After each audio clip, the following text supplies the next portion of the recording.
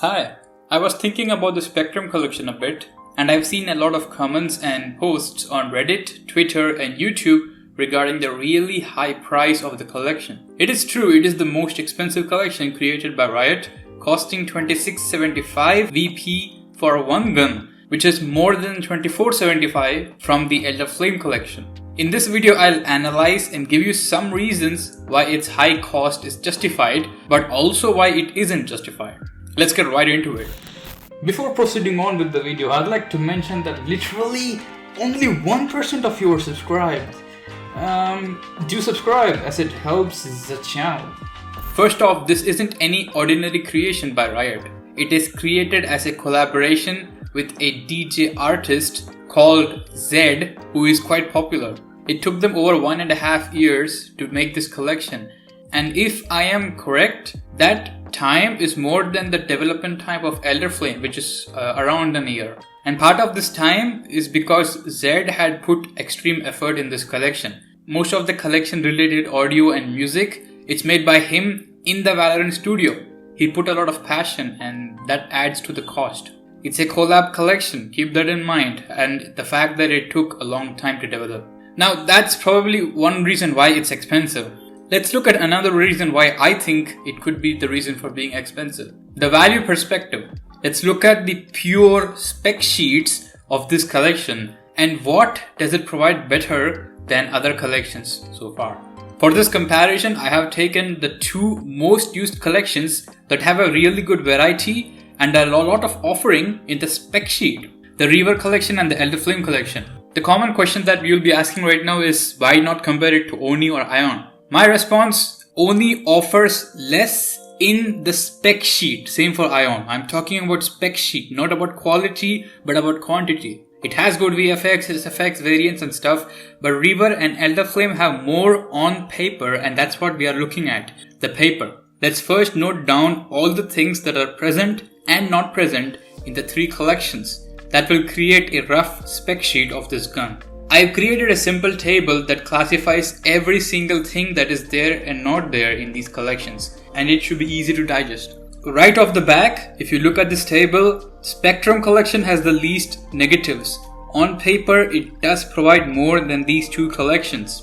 Going through the table briefly, first off, all three of them have a good gun sound, and it has an SFX in general. Next, all of them have motion graphics VFX, like muzzle flashes and VFX that you get on reloading the gun and etc. Next, only Spectrum does not have a custom reload animation like the other two, the reverse telekinetic and the Elder Flame's breathing dragon reload. Next, only the Elder Flame collection has a custom pullout animation. The Reaver has a default, same with the Spectrum.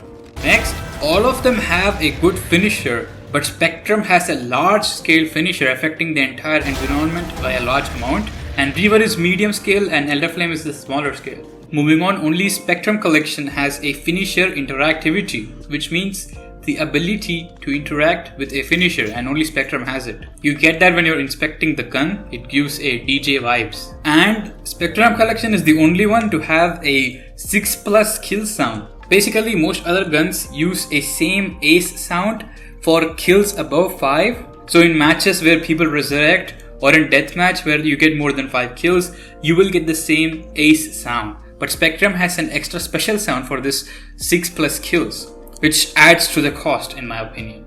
On top of that, Spectrum is the only one to have a custom inspect animation and a custom inspect animation sound. Finally, Reaver is the only one that does not have a breathing effect. Breathing effect is where the gun feels alive and it feels like it's moving. In the case of Elder Flame, the dragon itself moves and breathes, the fire just cycles itself. Reaver is just static, it's default. Spectrum, if you're moving, the LED lights change as well, giving the effect of breathing. And that's the entire spec sheet, and if I'm correct, that is the whole spec sheet. I don't think I've missed anything here. Now, of course, a spec sheet like this is not the only thing we should be looking at when looking at the price tag, since the artwork, visual fidelity, VFX fidelity matters. But in VALORANT, the skin prices are static. They are based on the tier that the guns belong. It's not like every premium skin has a different price, right? Like you have Evo collection, which is in the same tier as the Reaver collection and also costs the same even though Reaver is objectively better. That's an example. That's the reason why I think looking at the spec sheet is probably a good way to judge collections in Valorant than looks. I can see why people do feel it's expensive though. Having a 6+ kill sound thing and an interactive finisher thing, it has lesser weight than a custom reload or a pullout animation. Like, people think it's expensive now, but if the spec sheet has changed from this to this, I can bet you everybody would praise this skin by a lot. It will still be expensive and people will complain, but it would still have more sales and more interest if it had a custom reload animation and a custom pullout animation. So judging the collection with the purely spec sheet perspective and also the fact that it is a collaboration collection, not a simple ordinary collection, I do feel like the price is justified to be high, but judging by looks, I leave that up to you. It's been me just sharing my thoughts on this collection. What do you think? Would you buy this collection if they gave a custom reload animation and a custom pullout animation instead of the 6+ kills sound and the finisher interactivity thing? Do comment because I'd really like to know. Anyway, it's me. I'll see you next time.